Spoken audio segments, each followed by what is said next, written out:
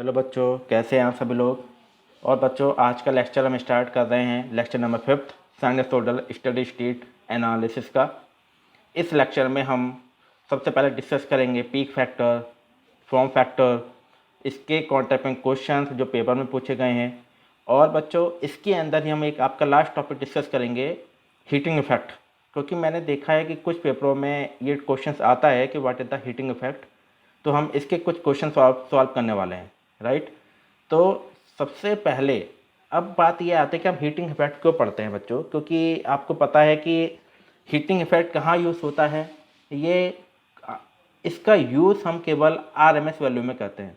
आपको पता है कि जब हम आरएमएस वैल्यू को डिटरमाइन करते हैं तो यहाँ पर हम हीटिंग इफेक्ट की बात करते हैं।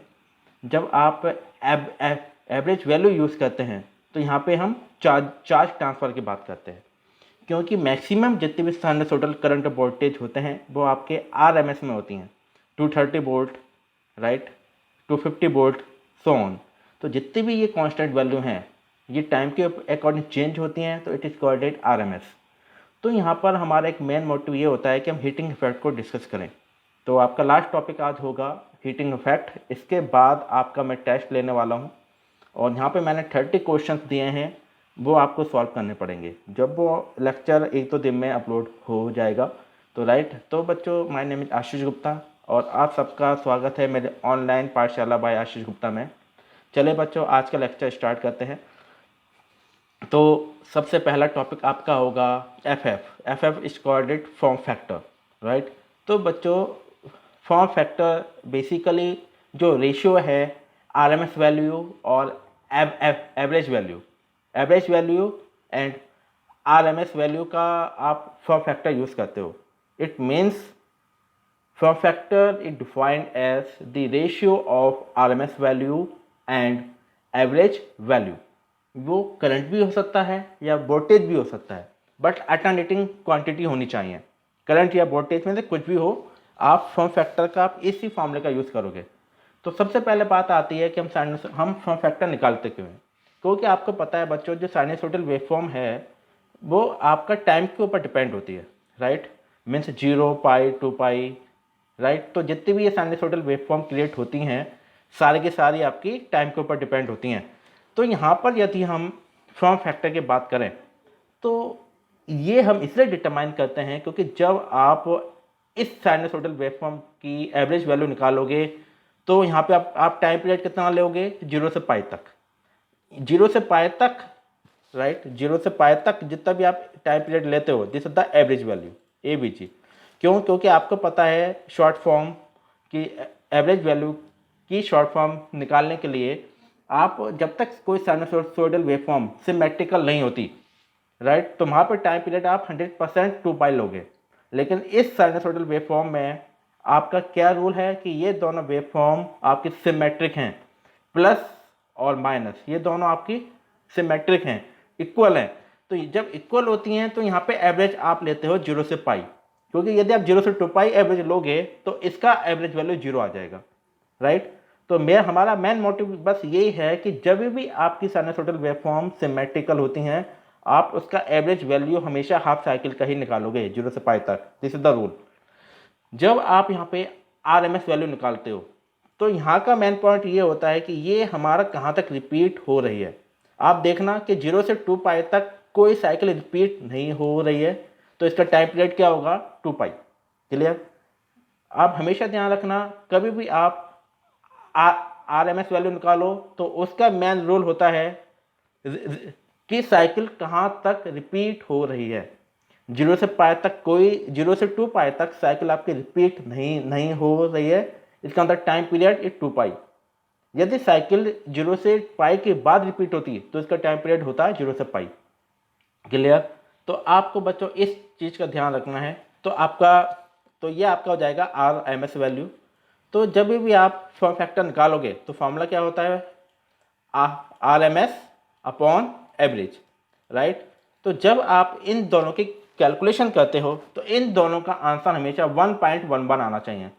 यदि सपोज कोई साइनसोइडल वेवफॉर्म क्रिएट हुई और उन दोनों का फॉर्म फैक्टर यदि 1.1 आ गया तो आप ये समझ सकते हैं कि ये साइनसोइडल वेवफॉर्म आप मशीन्स के के लिए यूज़ कर सकते हो, क्योंकि ये हमारी कांस्टेंट वैल्यू होती है जो आरएमएस और एवरेज दोनों का रेशियो होता है, राइट। तो सबसे पहले आपको क्या करना है कि कोई साइनसॉइडल वेवफॉर्म गिवन होगी, राइट, तो उसे वो आपको देखना पड़ेगा कि यहाँ पे आपको टाइम पीरियड क्या लेना है। यदि सिमेट्रिकल है तो 0 से पाई तक लीजिए, यदि सिमेट्रिकल नहीं है तो 0 से 2 पाई तक लीजिए। वो मैं नहीं बताऊंगा ज़्यादा, क्योंकि वो मैंने पिछले लेक्चर में बता चुका हूँ। इसके बाद जब आप आर एम एस वैल्यू का डिटरमाइन करते हैं तो यहाँ पे हम देखते हैं कि साइकिल कहाँ तक रिपीट हुई। तो इस साइनसॉइडल वेवफॉर्म में साइकिल रिपीट होगी 2 पाई के बाद। यहाँ का टाइम पीरियड कितना आएगा, 0 से 2 पाई। यदि सपोज साइकिल रिपीट होती 0 से पाई तक, पाई के बाद साइकिल रिपीट होती, तो इसका टाइम पीरियड होता 0 से पाई। बट यहाँ पे टाइम पीरियड कितना होगा, 0 से 2 पाई। क्लियर। तो इन दोनों का रेशियो जब आप यहाँ पे आरएमएस और एवरेज वैल्यू को डिटरमाइन कर लोगे तो इन दोनों का रेशियो 1.11 के इक्वल आना चाहिए, इस राइट। तो ये आपकी कंट्रोल वेवफॉर्म होगी, control sinusoidal waveform and control alternating current and voltage. तो आप इसी रीजन की वजह से आप एफ एफ और पी एफ दोनों निकालते हो। F F means it is coordinate form factor and P F means peak factor, right. तो सबसे पहले हम एफ एफ डिस्कस कर रहे हैं, तो आपको आगे समझ में कि हम एफ एफ क्यों यूज़ करते हैं। तो अब हम इसका पढ़ते हैं फॉर्मूला। तो हमारा मेन मोटिव जो एफ एफ का होता है वो यह है कि आरएमएस और एवरेज का जो रेशियो होता है it is called F F, right. इसका सिंबल होता है के एफ। एफ एफ को हमेशा के एफ से प्रेजेंट करते हैं, राइट। तो अब आप यहाँ पे देखिएगा कि हम कैसे डिटरमाइन करेंगे कि 1.1 कैसे आता है। आपको बच्चों पता है कि जब आप साइनसॉइडल वेवफॉर्म की वी आर एम एस निकालते हो तो इसका क्या आंसर निकल के आता है, Vm/√2। ये आपको यदि सॉल्व करना है तो मेरा पिछला लेक्चर आप देख सकते हैं, राइट। तो इसमें मैंने आपको VRMS और वी एवरेज सब बताई हैं कि कैसे निकालते हैं, कैसे सोल्यूशन आता है इसका, कैसे क्वेश्चंस आते हैं, तो कैसे सॉल्व करना है। वो ये सब चीज़ें देखने के लिए आपको मेरे इसके पहले के लेक्चर सारे देखने पड़ेंगे। क्लियर। तो जब भी आप कंप्लीट साइनसॉइडल वेवफॉर्म का वी एवरेज निकालोगे तो इसका फॉर्मूला आएगा Vm/√2। क्लियर। इसके बाद आपको पता है कि वी एवरेज जब आप कंप्लीट साइनसॉइडल वेवफॉर्म का निकालते हो तो इसका आंसर आता है 2Vm/π, राइट। तो अब क्या करना है बच्चों, VRMS और VM इन दोनों की वैल्यू आपको यहाँ पे पुट करनी पड़ेगी। कहाँ पर, वो मैं आपको बताता हूँ कि जब VRMS की वैल्यू यहाँ पुट कीजिए और वी एवरेज की वैल्यू यहाँ पुट कीजिए, तो इन दोनों का रेशियो आपका हमेशा 1.11 ही आना चाहिए। इसका सेंस यह है कि आपके साइनसॉइडल वेवफॉर्म के अंदर कोई डिस्टर्बेंस क्रिएट नहीं हो रहा है। Sinusoidal waveform, alternating quantity, current and voltage आपकी कांस्टेंट हैं, अच्छी तरह से आप उन्हें कंट्रोल कर सकते हो, कोई डिस्टर्बेंस क्रिएट नहीं होगा, राइट। तो इजीली तरह से आप एक नॉर्मल इक्विपमेंट से कंट्रोल कर सकते हो, कोई फिल्टर लगाने की जरूरत नहीं है। यदि सपोज कभी कभी ऐसे डिस्टर्बेंसेस क्रिएट होते रहते हैं साइनसॉइडल वेवफॉर्म में कि उसका कभी 0 से पाई तक उसका पीक टाइम बहुत ज़्यादा हो गया, पाई से 2 पाई तक उसका पीक टाइम लो हो गया, तो जिसकी वजह से क्या होता है आपका एफ एफ और पी एफ दोनों आपके डिफरेंट होते हैं, मीन्स 1.1 से कम आते हैं या ज़्यादा आते हैं अकॉर्डिंग टू दी एवरेज और R M S value. Suppose 1.1 नहीं आया आंसर इसका, राइट। यदि आप फॉर्म फैक्टर डिटरमाइन कर रहे हो और 1.11 आंसर नहीं आया तो आप ये समझ सकते हैं कि इस साइनसॉइडल वेवफॉर्म को आपको कंट्रोल करना पड़ेगा। कुछ ऐसे फिल्टर्स आपको यूज़ करने पड़ेंगे जिससे हमारी वेवफॉर्म इक्वल आ जाए, क्योंकि आपको पता है यदि हमारे साइनसॉइडल वेवफॉर्म के अंदर डिस्टर्बेंस क्रिएट हो गए तो आपका अल्टरनेटिंग करंट वोल्टेज के अंदर 100% डिस्टर्बेंसेस क्रिएट होंगे, जिससे आपकी मशीन डैमेज हो सकती है, राइट। तो हमें इस डिस्टर्बेंस को कंट्रोल करने के लिए आपको फॉर्म फैक्टर निकालना ही पड़ेगा, मीन्स 1.11 आना ही चाहिए 100%। सो अब क्या है, अब हमने यहाँ पे वैल्यू पुट करी, राइट। तो आपका बच्चों ये वाला फॉर्मूला क्या हो गया, VRMS है ना, जिसका Vm/√2 आया, और ये क्या आ गया 2Vm/π, this is the V average, right. जब आप इन दोनों को सॉल्व करोगे तो VM से VM कट जाएगा, क्लियर, राइट। तो अब क्या आएगा आपका π/2√2 आ जाएगा, क्योंकि पाई ये वाला जो 2 है ये यहाँ पे हम ना लिख के यहाँ पे 2VM लिख देते हैं, तो ये वाला आपको ऊपर पहुँच जाएगा और ये आपका यहाँ आ जाएगा, है ना। तो आपका आंसर आ जाएगा π/2√2, क्लियर। जब आप इसे सॉल्व करेंगे बच्चों तो पाई की वैल्यू कितनी होती है, 3.14 होती है। पाई की वैल्यू होती है आपके 3.14 और जब आप इसे सॉल्व करेंगे 3.14 अपॉन 2 क्रॉस रूट 2 तो आपका लास्ट आंसर आएगा 1.11। इसका मतलब क्या है कि पीक फैक्टर आपका कांस्टेंट है, राइट। पीक फैक्टर आपका कांस्टेंट है 1.11। It means sinusoidal waveform is always 100% pure, not disturbances created, not losses created. और आपको कोई भी फिल्टर आपको यूज़ नहीं करने पड़ेंगे, क्योंकि आपको ये पता है बच्चों कि जब साइनसॉइडल वेवफॉर्म के अंदर लॉसेस क्रिएट होते हैं या साइनसॉइडल वेवफॉर्म आप बीच में से टूट जाती है, राइट, या सबसे बड़ी परेशानी ये होती है कि साइनसॉइडल वेवफॉर्म के अंदर कुछ डिस्टर्बेंसेस ऐसे क्रिएट होते हैं कि उसका पीक वैल्यू और मिनिमम वैल्यू दोनों अकॉर्डिंग टू द टाइम नहीं पहुंचते, राइट। तो इससे क्या होता है बच्चों, आपकी करंट वोल्टेज हाई होगी या लो होगी, जिससे आपको क्या करना पड़ेगा, मशीन्स के अंदर डिस्टर्बेंस क्रिएट होने लगेंगे। मशीन्स के इस डिस्टर्बेंस को कम करने के लिए आपको फिल्टर लगाने पड़ेंगे, जिससे मशीन आपकी कॉस्टली हो जाएगी, राइट। तो इससे क्या होता है बच्चों, इससे ये परेशानी है कि आपको कुछ आइडिया नहीं होता मशीन्स को कंट्रोल करने के लिए कि हमारा कौन सा पार्ट ख़राब हो रहा है ना, या कौन सी सप्लाई ख़राब हो रही है, कौन सी सप्लाई या करंट आपके डिस्टॉर्शन पैदा कर रही है वेवफॉर्म के अंदर। तो इसी मारे हम एफ फॉर्म फैक्टर का यूज़ करते हैं। बस आपको बच्चों इसमें यही देखना है कि यदि सपोज कोई साइनसॉइडल वेवफॉर्म क्रिएट हुई और आपने उसका VRMS और V एवरेज वैल्यू निकाली, तो यदि उसका 1.11 आंसर आया तो this waveform is 100% pure, not disturbances, not losses, right. तो आप इसका यूज़ कर सकते हो। यदि 1.1 नहीं आया या हाई आया या लो आया तो आपको कुछ फिल्टर्स आपको यूज़ करने पड़ेंगे और आप उस फिल्टर को आप इस तरह से डिफाइन करोगे कि वो साइनसॉइडल वेवफॉर्म को 1.11 लेके आ जाए। क्लियर? तो आपको समझ में आ गया बच्चों फॉर्म फैक्टर कैसे निकालते हैं। इसके बाद मैं आपको एक क्वेश्चन दूंगा और आपको बताऊंगा, एक आपको वो दिखाऊंगा प्रूफ कि कैसे आप फॉर्म फैक्टर डिटरमाइन करते हो, कैसे आप एफ डिटरमाइन करते हो। अब नेक्स्ट टॉपिक होगा बच्चों आपका एग्जाम्पल, कि जब आपको कैसे पता चलेगा कि कोई भी साइनसॉइडल वेवफॉर्म है, वोल्टेज है, तो आप कैसे डिटरमाइन करोगे what is the form factor और how to determine, right.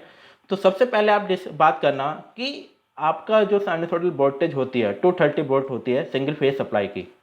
Single phase supply की जब वोल्टेज होती है बच्चों 230 होती है, तो ये 230 वोल्ट क्या है, it is called it VRMS। ये आपकी होती है VRMS, root mean square voltage. Clear? हमेशा ध्यान रखिएगा, हमेशा कोई सी भी आपके साइनसॉइडल वोल्टेज होती है सिंगल फेज की या 3 फेज की, 230 volt, 240 volt, 250 volt, 100 volt, 120 volt, so on, तो this voltage is called it only RMS value, root mean square value, right. क्यों? क्योंकि बच्चों ये आपके टाइम के अकॉर्डिंग डिपेंड होती है। जब जब टाइम इंक्रीज करेगा, है ना, जब अब टाइम चेंज होगा आपका ये वोल्टेज चेंज होगा, आपका कभी भी कांस्टेंट नहीं होता। तो इसी मारे आप इस 230 वोल्ट को ना ही इंस्टेंटेनियस वैल्यू कहते हो और ना ही एवरेज वैल्यू कहते हो, ओनली RMS वैल्यू कहते हो। क्लियर? तो बच्चों ये आ गया फंडासन में। तो आपको इस क्वेश्चन के अंदर VRMS गिवन है ना, तो आपको पता है आपका VRMS कितना हो गया, 230 वोल्ट हो गया। तो आपका फॉर्मूला क्या होता है बच्चों, VRMS equals to VM upon root two, VRMS equals to VM upon root two. तो अब यहाँ पे आपको VM डिटरमाइन करना है, मैक्सिमम वैल्यू डिटरमाइन करनी है। तो क्या फॉर्मूला हो जाएगा बच्चों, फॉर्मूला हो जाएगा आपका VM equals to VRMS cross root two, जो ये डिवाइड में रूट टू है यहाँ पे जाके मल्टीप्लाई में पहुंच जाएगा, तो VM equals to VRMS cross root two आ जाएगा। अब बच्चों आपको क्या करना है कि जो ये वैल्यू गिवन है VRMS इक्वल्स टू 230 वोल्ट, वो आपको यहाँ पे पुट करनी है और आपको मैक्सिमम वैल्यू पता चल जाएगी। तो अब आप देखिएगा यहाँ पे हमने यहाँ पे वैल्यू पुट कर दी और आपका हो जाएगा, आपका क्या हो जाएगा, VM equals to 230 volt cross root two. तो लास्ट आंसर जो आपका आएगा, लास्ट आंसर आएगा, मैक्सिमम वैल्यू का जो मैग्नीट्यूड है वो है 3 to 5.3 वोल्ट। मीन्स जब आपकी सिंगल फेज की सप्लाई 230 वोल्ट होती है तो इसकी मैक्सिमम वोल्टेज 3 to 5.3 वोल्ट तक ही पहुंचेगी। सही है? तो इसका मतलब यह है कि जब कोई भी मशीन्स के अंदर आप 230 वोल्ट सप्लाई देते हो या sinusoidal voltage alternating voltage create होती है 230 वोल्ट, तो ये मैक्सिमम 3 to 5.3 वोल्ट तक ही पहुंचेगी। इसे आप आराम से कंट्रोल कर सकते हो। और ये वेवफॉर्म होती है आपके साइनसोइडल और alternating voltage, this is the maximum value of the voltage. यदि इससे ज़्यादा वोल्टेज क्रिएट होती है 3 to 5.3 वोल्ट, तो इसके लिए आपको कुछ कंपोनेंट्स यूज़ करने पड़ेंगे इस वोल्टेज को कम करने के लिए। फॉर एग्जांपल, नंबर पहला आपको फिल्टर्स यूज़ करने पड़ेंगे जो करंट वोल्टेज को कंट्रोल करते हैं। नंबर सेकंड, आपको स्टेबलाइजर यूज़ करना पड़ता है जो वोल्टेज इंक्रीज वोल्टेज को या लो वोल्टेज को एक कांस्टेंट वैल्यू में लेके आता है ना। तो ये सारे कंपोनेंट्स आप यूज़ करते हो वोल्टेज को कंट्रोल करने के लिए। Clear, right. तो जब आपने 230 वोल्ट सिंगल फेज की सप्लाई दी मशीन के अंदर, तो उसकी मैक्सिमम वैल्यू हमें पता चल गई कि यहाँ पर केवल 3 to 5.3 वोल्ट ही जनरेट होगी मैक्सिमम, इससे ज़्यादा जनरेट नहीं हो सकती। क्योंकि आपको पता है जब कोई साइनसॉइडल वेवफॉर्म क्रिएट होती है तो उसमें एक बार मैक्सिमम वैल्यू मिलती है और एक बार मिनिमम वैल्यू मिलती है ना। क्लियर। तो इसके बाद हम यहाँ पे सॉल्व करेंगे आगे। तो आपका अब हम निकालते हैं वी एवरेज, क्योंकि आपको पता है कि वी एवरेज का फार्मूला क्या होता है बच्चों, 2Vm/π, राइट। फार्मूला क्या हो गया, 2Vm/π। तो आपको पता है Vm की वैल्यू कितनी है, 3 to 5.3। जब आप यहाँ से 2 से मल्टीप्लाई करोगे और 3.14 से डिवाइड करोगे तो इसका लास्ट में आंसर आ जाएगा 207.2 वोल्ट वी एवरेज टोटल। तो आपको पता है, देखिए जब आपका 230 वोल्ट गिवन है तो इसकी RMS वैल्यू कितनी है, 230 वोल्ट। मैक्सिमम वैल्यू कितनी हो गई, 3 to 5.3 वोल्ट। और एवरेज वैल्यू कितनी हो गई, 207.2 वोल्ट। अब बच्चों ये क्वेश्चन आता है कि जब आपके क्वेश्चंस में, क्योंकि अब मैं आपको एक चीज़ बताता हूँ कि जब आप FF निकालते हो, फ्रॉम फैक्टर डिटरमाइन करते हो, तो इसका फॉर्मूला क्या होता है, VRMS/V एवरेज। लेकिन आपको मैक्सिमम वैल्यू निकालने की क्यों नीड पड़ी, क्यों जरूरत पड़ी, क्योंकि आपको पता है बच्चों जब आप वी एवरेज वैल्यू निकालोगे तो यहाँ पे आपको मैक्सिमम वैल्यू पता होनी चाहिए, क्योंकि फार्मूला क्या होता है 2Vm/π। तो सिंपल सी बात है कि जब आपका VRMS गिवन है तो वहाँ से आप सडनली Vm की वैल्यू डिटरमाइन करिए। Vm की वैल्यू डिटरमाइन करने के बाद वी एवरेज में इसकी वैल्यू पुट कर दीजिए और वी एवरेज को डिटरमाइन करिए। इसके बाद आप दोनों का रेशियो देखिए कि आंसर 1.1 आ रहा है या नहीं। 1.1 आ रहा है तो this waveform is accurate, this is the 100% efficiency या 99.98 एफिशिएंसी एंड 100% एक्यूरेसी। ये सिस्टम का रूल है कि यदि फ्रॉम फैक्टर आपका 1.1 आता है तो आपका साइनसॉइडल वोल्टेज और करंट अल्टरनेटिंग क्वांटिटी आपकी 100% एक्यूरेट होंगी और 100% एफिशिएंट होंगी। मशीन के अंदर ये कम डिस्टर्बेंसेस क्रिएट करेंगी, लॉसेस कम क्रिएट करेंगी। तो आपको पता है VRMS आपका 230 है, वी एवरेज आपका 207.2 वोल्ट है। अब जब इन दोनों को सॉल्व करेंगे तो आपका आंसर आ जाएगा 1.1, दिस इज द कांस्टेंट बच्चों। और एक चीज़ का ध्यान रखना, इसकी कोई यूनिट नहीं होती, फ्रॉम फैक्टर हमेशा यूनिट लेस होता है। क्यों होता है यूनिट लेस, क्योंकि आपको पता है फार्मूला क्या होता है VRMS/V एवरेज। तो VRMS आपका वोल्ट, वी एवरेज आपका वोल्ट, वोल्ट से वोल्ट कैंसिल, तो this is the unit less. तो हमेशा जितने भी ये कांस्टेंट वैल्यू वाले होते हैं, फ्रॉम फैक्टर, पीक फैक्टर, बच्चों ये सारे यूनिट लेस होते हैं, क्योंकि ये क्या होते हैं, अल्टरनेटिव करंट और वोल्टेज के ऊपर डिपेंड होते हैं। It is called VRMS and V average, IRMS and I average. Clear हो गया सारा फंडा ये। इसके बाद हम नेक्स्ट टॉपिक शुरू करते हैं, पीक फैक्टर। तो पीक फैक्टर बच्चों क्या होता है, पीक फैक्टर आपकी होती है, peak factor defined as the ratio of maximum value and RMS value. Maximum value और RMS वैल्यू का जो रेशियो है हम पीक फैक्टर कहते हैं। इससे आपको मैक्सिमम पीक की वैल्यू डिटरमाइन करनी होती है कि हमारी, जब हम कोई से भी सिस्टम में कोई वोल्टेज देते हैं, अल्टरनेटिव क्वांटिटी देते हैं, तो ये वैल्यू हमारी कहाँ तक पहुँच सकती है। क्लियर। तो अब आप देखना बच्चों, आपका फॉर्मूला होता है पीक फैक्टर का maximum value upon RMS value, और इसे हम डिनोट करते हैं KP से। P means peak, right, K suffix में P, और formula is maximum value and upon RMS value, Vmax upon VRMS। बच्चों एक चीज़ का ध्यान रखना, आप हमेशा peak factor, from factor, current और वोल्टेज का ही निकालोगे। जब आप वोल्टेज का यूज़ करोगे तो फॉर्मूला बनेगा Vmax अपॉन VRMS। जब आप निकालोगे करंट का तो फॉर्मूला बनेगा Imax अपॉन IRMS। क्लियर। ये इस चीज़ का ध्यान रखना बच्चों। यहाँ पे आप ऐसा मत करना कि करंट वोल्टेज का आप वैसे करके निकाल लो, है ना, तो ऐसे करके आएगा ये। क्लियर। जहाँ पर वोल्टेज, इसलिए हम कहते हैं कि ये दोनों करंट पी फैक्टर और फॉर्म फैक्टर आपकी यूनिट लेस होती हैं, है ना, क्योंकि यहाँ पे आप हमेशा वोल्टेज और करंट का रेशियो निकालते हो। क्लियर। तो अब यहाँ पे हम डिटरमाइन करते हैं कि इसकी कैसे कांस्टेंट वैल्यू आती है, क्योंकि आपका फार्मूला क्या होता है केपी का फार्मूला होता है बच्चों आपका V max upon V R M S. और जब आप V R M S determine करते हो कंप्लीट साइनसोइडल वेवफॉर्म का, तो उसका क्या आता है, वी मैक्स अपॉन √2 आता है। क्योंकि बच्चों आपकी साइनसोइडल वेवफॉर्म क्या है, आपका साइनसोइडल वेवफॉर्म यह है, right, this is the complete sinusoidal waveform alternating quantity and जिस 0 पाई एंड 2 पाई। जब आप इस कंप्लीट साइनसोइडल का पीक फैक्टर निकालते हो या V R M S value निकालोगे, तो इसका निकल के आएगा V max divide by √2। Clear. जब आप इसे सॉल्व करोगे तो वी मैक्स से वी मैक्स कट जाएगा, तो बचा √2, राइट। अब यहाँ पे देखते हैं आगे, √2 बचेगा क्योंकि √2 आपका ऊपर पहुँच जाएगा, ये है ना, ये √2 आपका ऊपर पहुँच जाएगा, तो आपका आंसर आएगा 1.414। क्लियर। तो this is the constant value हमेशा। तो आपको क्या सोल्यूशन निकला, इससे आपको ये सोल्यूशन निकला कि जब आप फॉर्म फैक्टर डिटरमाइन करोगे तो इसका आंसर आना चाहिए 1.1, एंड जब आप पीक फैक्टर डिटरमाइन करोगे तो इसका ऑलवेज आंसर आना चाहिए 1.414। क्लियर है। तो राइट, क्लियर। तो अब बच्चों इसे सॉल्व कैसे करेंगे, वी मैक्स हो जाएगा, ये बात देख लेना, क्योंकि कुछ बच्चों को यदि प्रॉब्लम होगी तो मैं बता देता हूँ। वी मैक्स और वी आर एम एस का फार्मूला क्या होता है, V max divide by √2। Clear. तो इससे ये कट जाएगा और ये √2 आपका ऊपर पहुंच जाएगा, तो आंसर आ गया आपका ओनली √2। और √2 की वैल्यू कितनी होती है, 1.414। तो ये बच्चों वैल्यू हमेशा कांस्टेंट आनी चाहिए, ओनली कांस्टेंट वैल्यू आनी चाहिए। तो this is the right answer and this is the accurate sinusoidal waveform alternating quantity, 100% efficient and 100% accuracy. Clear. तो अब ये बताया जाता है कि जब आपका मेन मोटिव क्या होता है पी फैक्टर और फॉर्म फैक्टर डिटरमाइन करने का, कहा जाता है कि दिस इज द नोट, या आप बच्चों नोट कर लेना पॉइंट, कि in the practical system shape of the waveform is justified by F and P F, form factor and peak factor.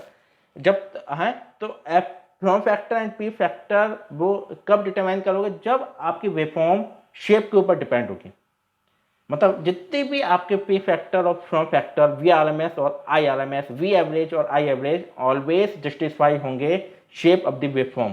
Clear. मैं आपको एक बार थोड़ा सा हिंट दे देता हूँ कि इसका सेंस क्या है, कि यदि सपोज आपकी कोई वेवफॉर्म है साइनसोइडल वेवफॉर्म, तो इसका पी फैक्टर और फॉर्म फैक्टर दोनों आप कैसे डिटरमाइन करोगे, वी आर एम एस और वी एवरेज से। इसका वी आर एम एस और वी एवरेज अलग होगा। क्लियर। इसका वी आर एम एस और वी एवरेज अलग होगा सेकंड वाली वेवफॉर्म का, लेकिन हमेशा ध्यान रखना पी फैक्टर फॉर्म फैक्टर आपका 1.41 और 1.1 ही आना चाहिए। यदि इससे अलग आया तो ये वेवफॉर्म आप यूज में नहीं ले सकते, this is the wrong way. Clear. एक मैं आपको ये वाली वेवफॉर्म देता हूँ, राइट। तो इसका मतलब क्या है बच्चों, पी फैक्टर इसका वी आर एम एस और एवरेज वैल्यू दोनों अलग होंगी। एंड लास्ट आपकी ये वेवफॉर्म है, बहुत ज़्यादा डिफरेंस दे दिया हमने, राइट। तो ये सारे क्वेश्चंस मैंने टेस्ट में दिए हुए हैं, तो इसकी वी आर एम एस और वी एवरेज अलग होगी। बट आपको ये ध्यान रखना है कि कभी भी आप V R M S determine करो तो उसकी शॉर्ट ट्रिक यही है कि वेवफॉर्म कहाँ तक रिपीट हो रही है। वेवफॉर्म यदि 0 से 2 पाई तक रिपीट नहीं हो रही है, 2 पाई के बाद रिपीट हो रही है, तो उसका टाइम पीरियड होगा 0 से 2 पाई। क्लियर। और जब आप वी एवरेज निकालोगे तो उसका हम देखते हैं कि कहाँ तक सिमेट्रिकल है। यदि 0 से पाई के बाद सिमेट्रिकल है तो उसका टाइम पीरियड कितना लेते हो आप, 0 से पाई। क्लियर। तो ये सबसे शॉर्ट ट्रिक होती है क्वेश्चन को सॉल्व करने की। अब बच्चों हम सॉल्व करेंगे एग्जाम्पल में हम आपको बताएंगे पी फैक्टर कैसे निकालते हो। तो सबसे पहले वही एग्जाम्पल हम लेते हैं कि आपका जो सिंगल फेज सप्लाई में 230 वोल्ट गिवन है, तो इसे हम कह सकते हैं V R M S 230 volt. तो सिंपल सी बात है कि वी आर एम एस का फॉर्मूला क्या होता है, वी एम अपॉन √2। तो वी एम इक्वल टू क्या हो जाएगा, V R M S multiply √2। तो टोटल आंसर कितना हो जाएगा बच्चों, 325.3 volt. This is the maximum value. अब बच्चों सिंपल सी बात, बस आपको क्या करना है, यहाँ पे V max upon V R M S की वैल्यू पुट करिए। वी मैक्स की वैल्यू कितनी आई, 325.3 volt upon V R M S कितना है, 230 वोल्ट। आप इन दोनों को सॉल्व करेंगे तो आपका आंसर आएगा 1.41। This is the constant not unit, this is the unitless. Why? Because voltage से voltage it cancel out. Clear? तो हमेशा form factor and peak factor दोनों यूनिट लेस होती हैं और दोनों की वैल्यू ऑलवेज कांस्टेंट आएगी। Form factor means 1.11 and peak factor means 1.414, है ना। तो this is the right answer, जिससे आप साइनसोइडल की शेप का पता लगा सकते हो। यदि आपका फॉर्म फैक्टर और पी फैक्टर दोनों कांस्टेंट आ गए 1.1 एंड 1.41, तो आपकी साइनसोइडल वेवफॉर्म की शेप 100% एक्यूरेट है, कोई चेंज करने की जरूरत नहीं। क्लियर? तो बस आपका बच्चों यही यहाँ पे पी फैक्टर और फॉर्म फैक्टर का टॉपिक कंप्लीट हुआ। तो आपको ऐसे ही क्वेश्चन सॉल्व करने हैं, राइट। तो अब हम लास्ट टॉपिक आपका पढ़ेंगे हीटिंग इफेक्ट। क्योंकि बच्चों हीटिंग इफेक्ट का मेन सेंस ये होता है कि जितनी भी सिंगल फेज या थ्री फेज की सप्लाई होती हैं या टू फेज की सप्लाई होगी वोल्टेज, वो हमेशा आरएमएस में ही गिवन होती है, राइट। तो जब आप आरएमएस वैल्यू को डिटरमाइन करोगे तो इससे पहले हमें हीटिंग इफेक्ट के बारे में पता होनी चाहिए कि what is the heating effect. क्योंकि आपको पता है कि जब कोई भी मशीन्स की, ये कोई मशीन है, इस मशीन के अंदर बच्चों छोटे छोटे इलेक्ट्रॉन्स होते हैं, है ना, छोटे छोटे इलेक्ट्रॉन्स होते हैं। क्लियर? ये आपके इलेक्ट्रॉन्स है सारे, सही। This is the E, electrons. जब आप यहाँ पे वोल्टेज सप्लाई देते हो, जब सपोज आपने यहाँ पे कोई वोल्टेज सप्लाई दी, तो जैसे आपने यहाँ पे वोल्टेज सप्लाई दी बच्चों, तो यहाँ पे एक फोर्स क्रिएट होगा, जिससे क्या होगा कि ये इलेक्ट्रॉन्स आपस में ऐड होने लगेंगे, ये इलेक्ट्रॉन्स आपस में अटैक होने लगेंगे। जिससे क्या होता है बच्चों, जब दो इलेक्ट्रॉन्स आपस में अटैक होंगे due to force when voltage is applied. Clear? तो एक ऐसी हीट डेवलप होती है जो मशीन्स को स्टार्ट करती है। This is called charge and this is called current. But ये मोटिव होता है कि जब आपका फोर्स ज़्यादा लगेगा तो दो इलेक्ट्रॉन्स की स्पीड बहुत हाई होगी और दो इलेक्ट्रॉन्स आपस में बहुत हाई स्पीड से जुड़ेंगे, तो इससे क्या होगा, बहुत ज़्यादा हीट डेवलप होगी और जितनी ज़्यादा हीट डेवलप होगी वो मशीन को डैमेज कर सकते हैं, मशीन के कंपोनेंट्स को जला सकते हैं। तो इस टॉपिक का हमारा मेन आइडिया यही है कि यदि सिंगल फेज की मशीन है तो सिंगल फेज की मशीन के हिसाब से हीट डेवलप हो, थ्री फेज की मशीन है तो थ्री फेज की मशीन के हिसाब से हीट डेवलप हो। क्लियर? और जो बच्चों टेम्परेचर डिपेंडिंग एलिमेंट होते हैं, जो हीटिंग एलिमेंट होते हैं, जैसे आपका हीटर, आयरन, गीजर, तो यहाँ पे आपको हीटिंग ज़्यादा चाहिए। इसका मतलब क्या है बच्चों कि यहाँ पे आपका जो क्लियर है, इलेक्ट्रॉन्स की पावर, इलेक्ट्रॉन्स के बीच में जो हीट डेवलप होती है वो ज़्यादा होनी चाहिए, सही है। क्योंकि कुछ मशीन्स होती हैं जो ज़्यादा हीट डेवलप करती हैं, जैसे हीटर, गीजर, प्रेस, आयरन, और कुछ मशीन जो बहुत कम हीट डेवलप करती हैं, जैसे टीवी, एलईडी, कूलर, फैन, सही। तो जितनी ज़्यादा हीट डेवलप होगी उसकी स्पीड उतनी कम होती है। जैसे फैन है, फैन के अंदर बहुत कम हीट डेवलप होती है, सही है, तो इसकी स्पीड आपको मैक्सिमम मिलेगी। जितनी कम करंट उतनी स्पीड ज़्यादा, जितनी कम हीट उतनी ज़्यादा स्पीड। क्लियर? तो इसलिए यहाँ पे हम हीटिंग इफेक्ट को कैलकुलेट करते हैं कि हीटिंग इफेक्ट, क्योंकि जिन मशीनों में इसकी रिक्वायरमेंट है केवल आप वहीं पे इसका यूज़ करिए, अदरवाइज हर मशीन में इसकी यूज़ करने की कोई नीड नहीं है ना। तो सबसे पहले आपका टॉपिक यह है कि what is the heating effect. तो अब ये क्वेश्चन है कि when an electric current flows through a conductor, electrical energy is expanded between electrons and molecules of the wire. Clear? अब ये सेंस है कि जब किसी भी कंडक्टर में इलेक्ट्रिक करंट फ्लो होती है, सही, तो इसमें आपकी इलेक्ट्रिकल एनर्जी डेवलप होती है। कैसे? क्योंकि इलेक्ट्रिक करंट कैसे फ्लो होती है, नंबर ऑफ इलेक्ट्रॉन्स की वजह से।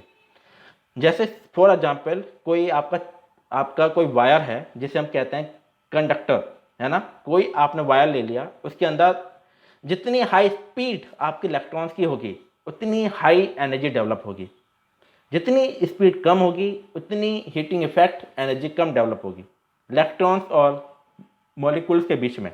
तो मैं आपको बता दूं कि यदि हीटिंग इफेक्ट ज़्यादा होगा, हीटिंग ज़्यादा डेवलप होगी तो करंट बहुत ज़्यादा डेवलप होगी, नंबर ऑफ इलेक्ट्रॉन्स की स्पीड बहुत हाई हो जाएगी और आपको कंडक्टर हैवी लेना पड़ेगा, कंडक्टर का साइज आपको ज़्यादा लेना पड़ेगा, जिससे मशीन आपकी कॉस्टली होगी। क्लियर?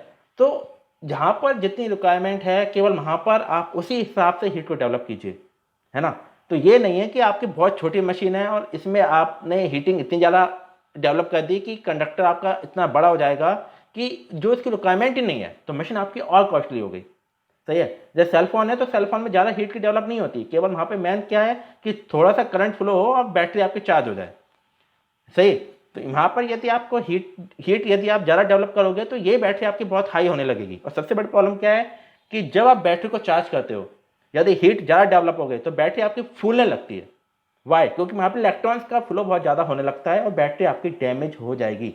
तो इस चीज़ को कंट्रोल करने के लिए हम हीटिंग इफेक्ट पड़ते हैं, है ना। तो लास्ट आपका जो नेक्स्ट डेफिनेशन है कि देख यहाँ पे हम देखते हैं कि if potential difference means voltage of we.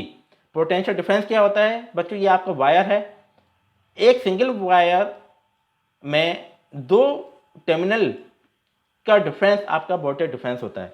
Suppose ये 1 है, सपोज ये 2 है। This is the first and, this is the second and. सही है। This is the sending, this is the receiving. Clear? तो फर्स्ट आपका जो टर्मिनल होता है it is called sending end second terminal it is called receiving, है ना। तो इन दोनों के बीच का जो डिफरेंस होगा this is called voltage difference. तो जब आप किसी भी कंडक्टर में या किसी भी इलेक्ट्रिकल एनर्जी को डेवलप करने के लिए, इलेक्ट्रॉन्स में फोर्स क्रिएट करने के लिए या इलेक्ट्रॉन्स में हीट डेवलप करने के लिए कोई पोटेंशियल डिफरेंस देते हो voltage, if potential difference of V volt is applied across a conductor and current of I ampere flow through it for time of t second, then energy expended will be equal to VIT watt second और joule. Clear? इसका मतलब यह है कि जब कोई भी machine है, यदि कोई भी मशीन में आप इस मशीन को आप वोल्टेज सप्लाई से जोड़ोगे या पोटेंशियल डिफरेंस से अप्लाइड करोगे अक्रॉस अ कंडक्टर, सही। तो इसमें क्या होगा बच्चों, जैसे आपने किसी भी मशीन को किसी सप्लाई से जोड़ा तो क्या होगा, इसके अंदर क्या फ्लो होती है? करंट फ्लो होती है। जैसे करंट फ्लो हो गई तो ये करंट एसी वेवफॉर्म होगी, अल्टरनेटिंग की होती है, अल्टरनेटिंग वेवफॉर्म की होती है। तो ये सारे के सारे करंट वोल्टेज आपके टाइम के ऊपर डिपेंड होते हैं।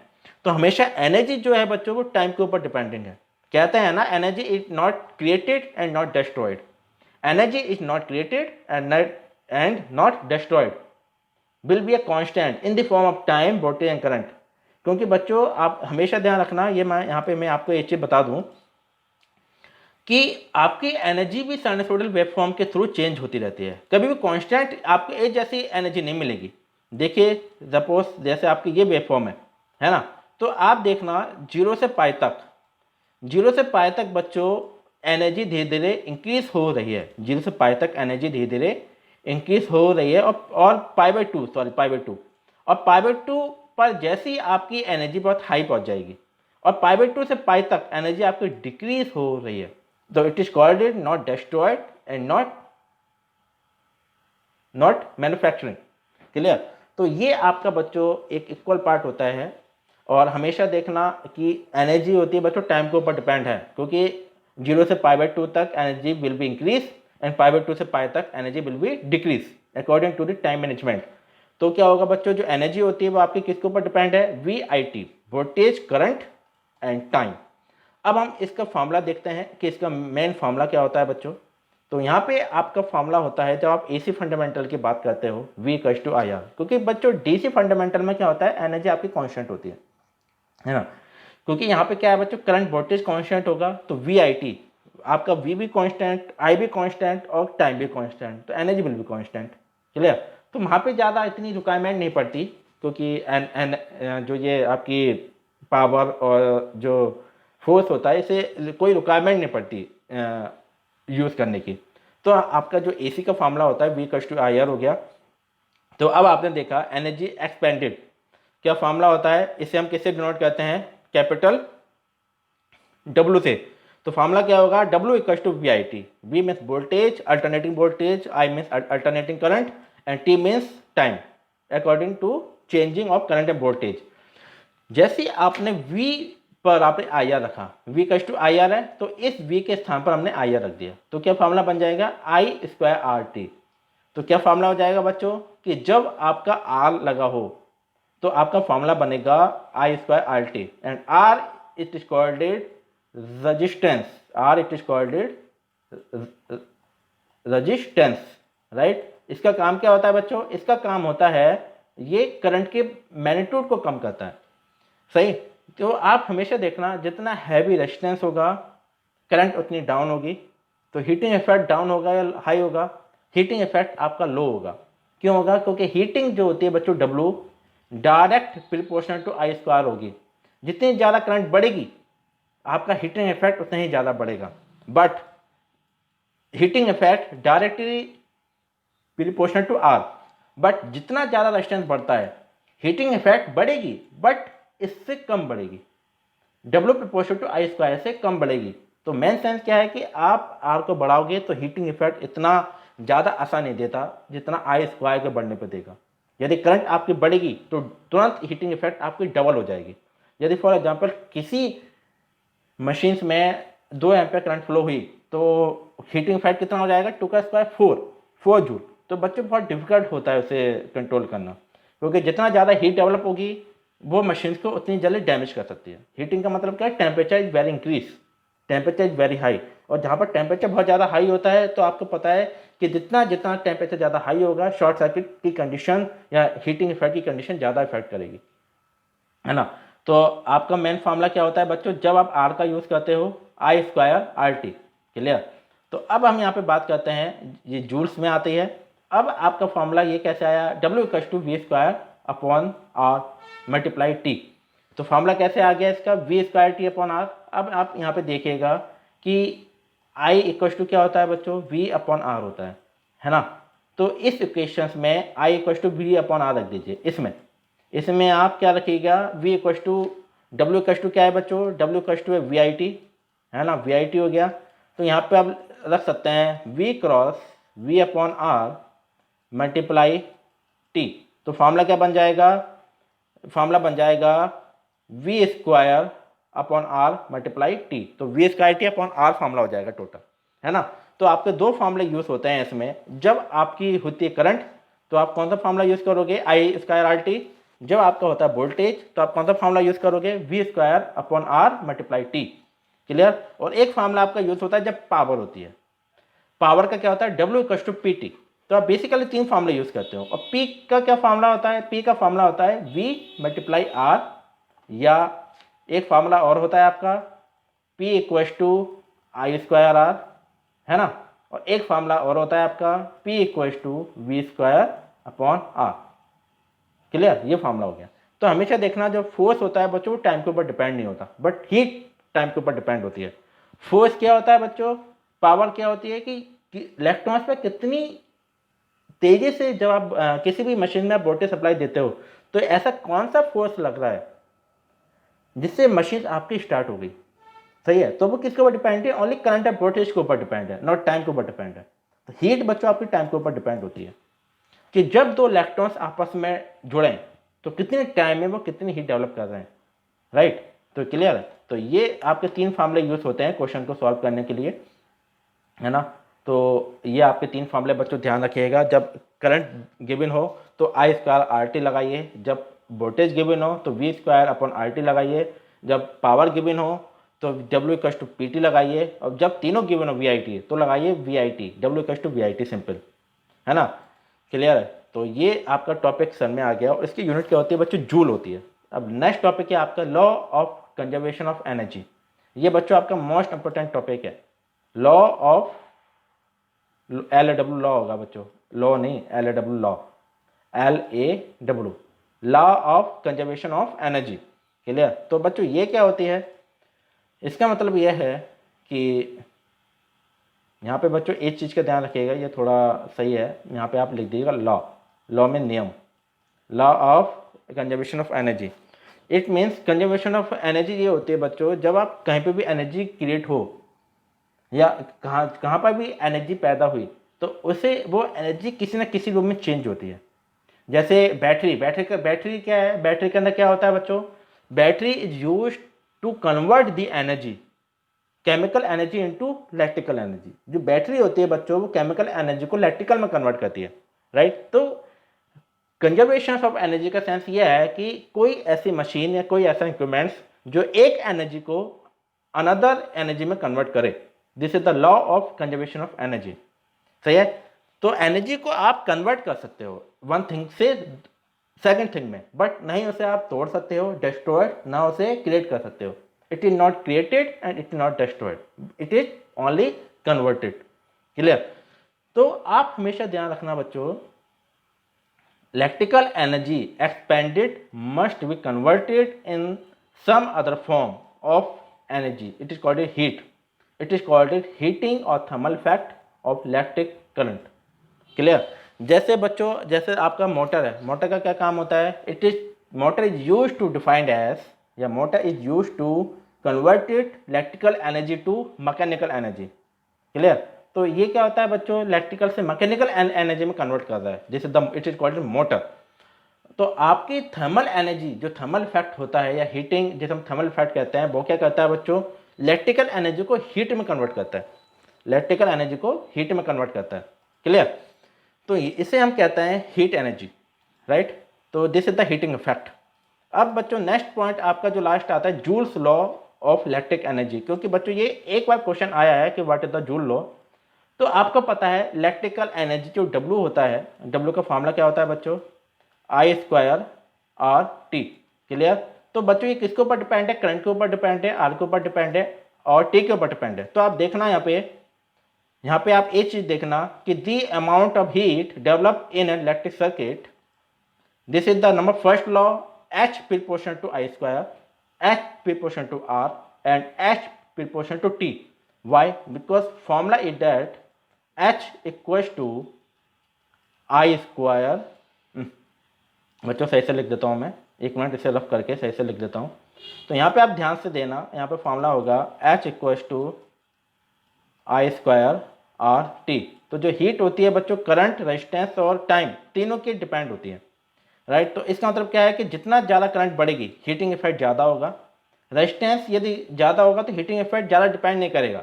बट सबसे मेन पॉइंट क्या है बच्चों, जितनी ज़्यादा करंट बढ़ेगी हीटिंग इफेक्ट उतना ही ज़्यादा होगा। तो आपको मेन पॉइंट क्या है, करंट को कंट्रोल करना है। यदि करंट को आपने कंट्रोल कर लिया तो आपने हीट को कंट्रोल कर लिया। क्लियर? तो ये आपका जूल्स लॉ होता है, because joules law is depending on the current, resistance and time. It is called the heating effect, heat develop in an electric circuit. Joules law एक साइंटिस्ट थे जूल, जिन्होंने एक चीज़ बताई कि जब आप किसी भी इलेक्ट्रिक सर्किट के अंदर वोल्टेज सप्लाई देते हो तो उससे दो इलेक्ट्रॉन्स के बीच कुछ हीट डेवलप होती है। It is called joules law, it is called electric heating effect. तो जितना मशीन की रिक्वायरमेंट है आप उतनी ही हीट को डेवलप कीजिए। क्लियर? तो ये मेन पॉइंट होता है जूल्स लॉ का। तो बच्चों ये आपका लास्ट टॉपिक था यहाँ पे। अब मैं इसके बाद आपका जो टॉपिक, ये बेसिकली आपका ज़्यादा खास नहीं है क्योंकि इससे क्वेश्चन नहीं आया, बट मैं आपको बता दूं कि जब आप किलो को आप कन्वर्ट करोगे, राइट, जूल से आप इसमें कन्वर्ट करोगे तो आप 4200 से मल्टीप्लाई कर दीजिए डायरेक्ट। क्लियर? तो बच्चों ये आपका मेन पॉइंट होता है यहाँ पे, और सबसे खास पॉइंट आप, राइट बच्चों, तो यहाँ तक आपको पता चल गया कि joules law of electric heating का क्या सेंस है, कि जब किसी भी मशीन्स में इलेक्ट्रिक हीटिंग डेवलप होती है तो इस लॉ को हम कहते हैं जूल लॉ। और ये इलेक्ट्रिक सर्किट में कैसे डेवलप होती है कि जब किसी भी सर्किट में सबसे पहले फ्लो होगी करंट, उसके बाद लगा होगा रेजिस्टेंस और वो डिपेंडिंग होगा टाइम के। तो जब ये तीनों कंपोनेंट्स होते हैं तो it is called heat, right? Means जब आप किसी भी इलेक्ट्रिक सर्किट को वोल्टेज सप्लाई से जोड़ते हो तो सबसे पहले उसमें क्या फ्लो होती है, करंट फ्लो होगी। करंट यदि बहुत ज़्यादा हो गई तो हीटिंग इफेक्ट बच्चों बहुत ज़्यादा हो जाएगा मशीन्स को। ये वो डेंजरस है, मशीन्स के लिए डेंजरस है और मशीन्स को डैमेज कर सकता है। क्लियर? तो इस को कंट्रोल करने के लिए आपने लगाया कैपिटल आर। जैसे ही आपने आर लगाया तो इसके सेंस यह है ये ऑटोमेटिक करंट के मैग्नीट्यूड को कम कर देगा, right, according to the time period, है ना? क्योंकि साइनसॉइडल वेवफॉर्म बच्चों टाइम के अकॉर्डिंग चेंज होती रहती है ना? तो आपका बस मेन मोटिव ये होगा कि करंट को हम जितना मिनिमाइज कर सकें, हीटिंग इफेक्ट उतना ही कम होगा। जब आपका कैपिटल आर है ना, कैपिटल आर जब लगा होता है तो बच्चों इसमें एक ही चीज़ का ध्यान रखना, उससे लॉसेस क्रिएट होते हैं बट ज़्यादा लॉसेस क्रिएट नहीं होते जितने आई से होते हैं। करंट से बच्चों जब करंट इंक्रीज होता है तो इससे आपके बहुत हैवी लॉसेस क्रिएट होते हैं मशीन्स के अंदर, है ना? तो बच्चों जूल्स लॉ बेसिकली है कि जब आप किसी भी इलेक्ट्रिक सर्किट के अंदर ये तीन कंपोनेंट्स या तीन इक्विपमेंट्स ये आप यूज़ करोगे, तीन एलिमेंट आप यूज़ करोगे, आई, आर एंड टी, इससे आपकी हीट डेवलप होगी मशीन के अंदर। क्लियर। तो ये आपका एक जूल साइंटिस्ट ने बताया था, क्लियर, कि आप कैसे आप किसी भी सर्किट के अंदर आप नेट हीट डेवलप कर सकते हो, है ना। तो हीट बस इतनी होनी चाहिए जितनी मशीन की रिक्वायरमेंट हो। अब बच्चों मैं नेक्स्ट आपका पॉइंट है कि हीट डेवलप इन कैलोरीज। अब बच्चों क्या होता है कि ये आपके पर्टिकुलर टाइमिंग मशीन्स क्या होते हैं। जैसे आप जब इलेक्ट्रिक बिल की बात करते हो तो यहाँ पे हम बात करते हैं 1 यूनिट की, है ना। 1 unit means 1 kilowatt means 1000 watt. To calculate the electricity, to calculate the electric bill. वैसे ही आपको यदि नेट हीट डेवलप करनी है या नेट हीट कैलकुलेट करनी है तो यहाँ पे आप यूज करोगे 1 के कॉलिकल्स। इसे आपने क्या करा, 1 के कॉलिकल्स में 4180 जूल्स या अप्रोक्सीमेट 4200 जूल्स होते हैं, राइट। तो अब आप जब भी क्वेश्चंस में ये क्वेश्चंस गिवन है कि आप 1 कैलोरिकल्स आप डिटरमाइन करिए, तो आप डायरेक्ट 1200 जूल से मल्टीप्लाई कर दीजिए।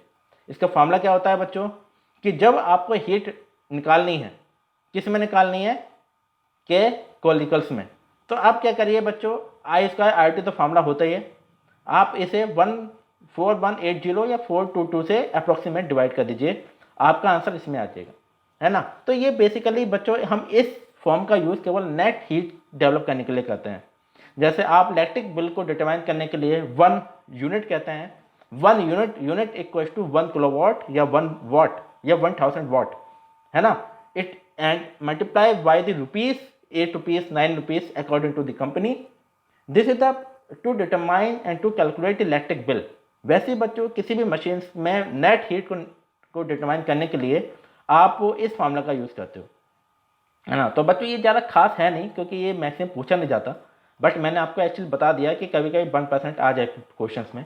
तो बच्चों ये आपके हीटिंग इफेक्ट होते हैं और हीटिंग इफेक्ट को हम जूल से प्रेजेंट करते हैं, क्योंकि जूल के साइंटिस्ट ने बताया था कि हीटिंग यदि इंक्रीज होती है तो बच्चों पर मशीन के लिए बहुत ज़्यादा डेंजरस है। लेकिन हीटिंग मशीन्स अलग होती हैं। जैसे आपका हीटर है, हीटर के अंदर जितनी हीट अच्छी डेवलप होगी, हीटर उतनी जल्दी किसी भी चीज़ को गर्म करके दे सकता है। गीजर के अंदर हीट जितनी ज़्यादा डेवलप होगी, राइट, तो गीजर पानी को उतना ही जल्दी गर्म कर देगा। आयरन के अंदर जितनी अच्छी हीट डेवलप होगी, वो आयरन उतनी जल्दी कपड़ों को सही कर देगा, राइट। लेकिन जितना टीवी एलईडी के अंदर हीट डेवलप होगी, टीवी आपका फूक जाएगा। जो आपका बल्ब होता है, electric bulb, it is called it LED, जितनी ज़्यादा हीट डेवलप होगी बल्ब आपका डैमेज हो जाएगा, शॉर्ट सर्किट हो जाएगा, फूक जाएगा। तो सही है, जहाँ पर हीट की रिक्वायरमेंट है वहाँ पर आप हीट को डेवलप कीजिए। अब आप देखेंगे कि इलेक्ट्रिक हीटर की बात करते हैं, तो इलेक्ट्रिक हीटर में बच्चों जैसे आप देखते हैं तो आपने एक चीज़ देखी होगी कि जैसे आप स्विच को ऑन करते हैं, वोल्टेज सप्लाई से जोड़ते हैं हीटर को, तो करंट फ्लो होने के बाद आप देखते हैं जैसे ही वोल्टेज करंट हुआ, दिस इज द पावर, उसके बाद कुछ टाइम बाद उसकी हीट धीरे धीरे बढ़ती है। जैसे ही आपने हीटर को वोल्टेज सप्लाई दी तो उसके अंदर क्या होगा बच्चों, सबसे पहले फ्लो होगी करंट। जैसे करंट फ्लो हुई, it is called it voltage and current, it is called it power, right. इसके बाद क्या होता है बच्चों, जैसे जैसे धीरे धीरे टाइम बढ़ेगा तो हीटर के अंदर हीट धीरे धीरे डेवलप होती रहेगी, क्योंकि उसके अंदर एक ऐसा फोर्स क्रिएट हो गया जो नंबर ऑफ इलेक्ट्रॉन्स को आपस में अटैक करेगा, और जितने अच्छे इलेक्ट्रॉन्स अटैक होंगे, है ना, एक कांस्टेंट वोल्टेज से उसकी स्पीड धीरे धीरे बढ़ेगी, उसकी हीटिंग इफेक्ट धीरे धीरे बढ़ेगा। जितनी तेज उसका हीटिंग इफेक्ट होगा, हीटर की जो हीटिंग इफेक्ट है, हीटिंग पावर है, वो धीरे धीरे बढ़ेगी। तो ये क्या हो रहा है बच्चों, टाइम के ऊपर डिपेंड है। पहले जैसे हमने हीटर को ऑन करा तो हीटिंग पावर की बहुत कम है, जैसे जैसे आफ्टर सम टाइम इसका हीटिंग पावर बहुत अच्छी होती है according to the time period. तो हमेशा heating power voltage current and time के ऊपर डिपेंड होता है ना। बट पावर जो होती है वो वोल्टेज करंट के ऊपर डिपेंड होती है, टाइम के ऊपर कभी डिपेंड नहीं होती पावर। क्लियर। तो बच्चों आज का लेक्चर हम यहीं पे ख़त्म करते हैं और थैंक यू सो मच। तो बच्चों अब हम आपका एक डेमो लेक्चर लूँगा मैं कल, उसमें मैं आपको बेसिक साइनसॉइडल स्टडी स्टेट का एक कॉन्सेप्ट समझाऊंगा। कि कुछ लेक्चर्स ऐसे काफ़ी बड़े हो गए हैं, तो जो कुछ बच्चे हैं जो बहुत टैलेंटेड स्टूडेंट्स होते हैं, तो उन्हें इतनी ज़्यादा हाई लैंग्वेज की नीड नहीं होती। तो उसे मैं शॉर्ट ट्रिक बताऊंगा आपको क्वेश्चन सॉल्व करने के लिए। वो केवल इसके बाद का जो लेक्चर होगा, demo lecture of sinusoidal steady state analysis, तो इसके अंदर मैं कुछ मेन पॉइंट ही बताऊंगा क्वेश्चन को सॉल्व करने के लिए। उसके बाद बच्चों मैं आपका टेस्ट लूँगा। उस टेस्ट में आप सब बच्चे ज्वाइन कीजिए मेरे टेस्ट को। वो ये शायद मैं परसों या कल या परसों मैं आपको उस टेस्ट को यूट्यूब पर डाल दूँगा। सारे बच्चे क्वेश्चन को सॉल्व करना और मैं सबको लिंक भेज दूँगा उसका, है ना बच्चों। और कोई सा भी यदि क्वेश्चन पूछना है तो मुझे मेरे यूट्यूब चैनल पर जाइए और कमेंट पे लिखिएगा क्वेश्चन, मैं आपको इसका आंसर बताऊँगा। तो बच्चों, सारे बच्चों अपना ध्यान रखिएगा। Okay, take care, bye.